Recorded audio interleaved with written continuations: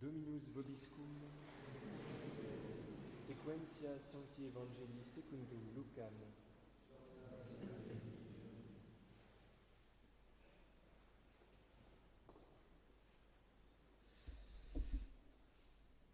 En ce temps-là, un pharisien invita Jésus à manger avec lui. Il entra dans la maison du pharisien et prit place à table. Or, une femme qui était une pécheresse de la ville avait appris qu'il était à table dans la maison du pharisien. Elle apporta un vase de parfum. Elle se plaça derrière Jésus tout en pleurs à ses pieds. Elle se mit à les baigner de ses larmes. Elle les essuyait avec ses cheveux. Elle lui baisait les pieds et les couvrait de parfum. En voyant cela, le pharisien qui avait invité Jésus dit en lui-même : si cet homme était un prophète, il saurait qui est cette femme qui le touche et ce qu'elle est, une pécheresse. Jésus prit la parole et lui dit : Simon, j'ai quelque chose à te dire. Il lui répondit : parle, maître. Un créancier avait 2 débiteurs. L'un devait 500 deniers et l'autre 50. Comme il n'avait pas de quoi rembourser, il fit grâce à tous 2.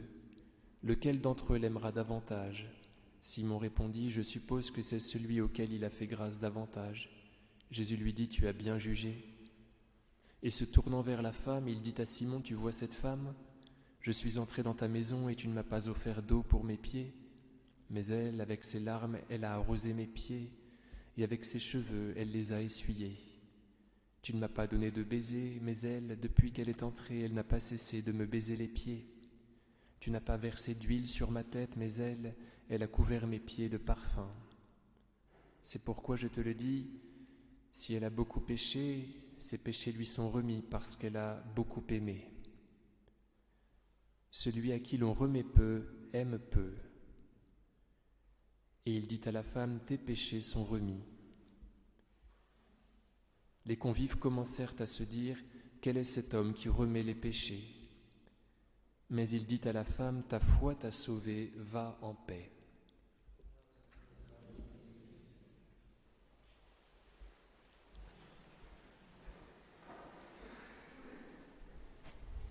Au nom du Père et du Fils et du Saint-Esprit, ainsi soit-il. Donc Simon le pharisien qui accueille Jésus omet de faire en sa faveur les 3 rites d'accueil que doit faire tout bon juif quand il accueille quelqu'un.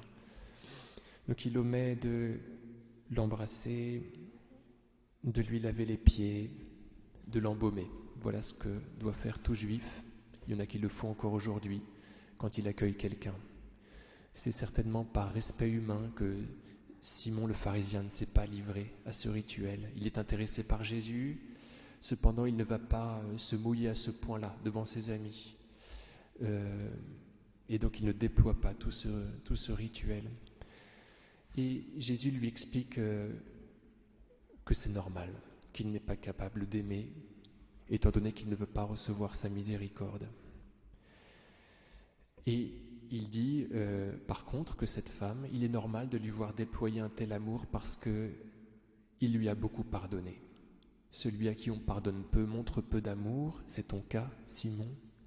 Cette femme, regarde tout l'amour qu'elle me voue, qu'elle déploie en ma faveur. C'est que je lui ai fait beaucoup de bien, c'est que je lui ai donné beaucoup de miséricorde. Chers amis, pour pouvoir aimer à notre tour, il nous faut recevoir souvent ce sacrement de la réconciliation. Alors il y a quelque chose d'assez intéressant, c'est que alors que Jésus vient de dire qu'il lui avait beaucoup pardonné à cette femme, et c'est pour cette raison qu'elle était capable de montrer beaucoup d'amour, il lui dit après : tes péchés sont remis. Et donc on a envie de répliquer au Seigneur : est-ce que vous n'aviez pas pourtant dit qu'il lui avait été remis beaucoup déjà ? Comment se fait-il que vous la pardonniez maintenant ? Voyez. Alors il y a 2 explications. Peut-être que ces péchés sont remis déjà depuis longtemps. Et dans ce cas, on comprend ce que Jésus veut dire. Voilà. Il lui explique : femme, tu peux déployer tout cet amour parce que tes péchés ont été pardonnés. Peut-être qu'il les lui pardonne maintenant. En tout cas, c'est assez bizarre qu'il le lui dise maintenant, parce que normalement, elle le sait. C'est pour ça qu'elle a produit tout cet amour. Comment se fait-il que Jésus lui dit à la fin « tes péchés sont remis ». C'est comme si survenait l'absolution sacramentelle à ce moment-là. Jésus lui disait « je valide effectivement ce en quoi tu as cru en ma miséricorde, eh bien tu as bien fait de le croire. Et maintenant, je valide tout cela, je te pardonne sacramentellement, je te touche, tu es pardonné, tu as bien fait de croire. » Je me permets cette interprétation, étant donné que juste après, Jésus dit à la femme « ta foi t'a sauvée ». Donc il était bien, cette miséricorde était bien une question de foi. Je ne sais pas si je m'explique très bien. Mais la femme a compris, en croisant Jésus, en se laissant apprivoiser par lui, qu'elle recevait une miséricorde de sa part, pour laquelle elle dit merci. Et Jésus lui dit ensuite, en effet, tu as eu bien raison de croire en ma miséricorde, elle te l'est donnée, ta foi t'a sauvé.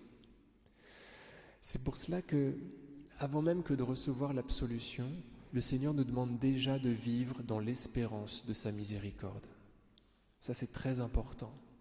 Quand nous ne sommes pas fiers de nous, de penser que la miséricorde est déjà active, qu'elle anticipe l'absolution. C'est impératif, parce que le Seigneur, en fait, ne veut pas nous laisser être la proie du démon un seul moment. C'est-à-dire que le plus petit retour vers lui en pensée lui suffit. Il nous dit, c'est très bien, c'est ce que je veux, reviens tout de suite. Tu es déjà pardonné, on va régler tout ça au confessionnal après, mais tout de suite. Parce que le Seigneur ne veut pas nous voir errer dans le péché. Et c'est ce qu'on voit chez Marie-Madeleine, puisque c'est elle,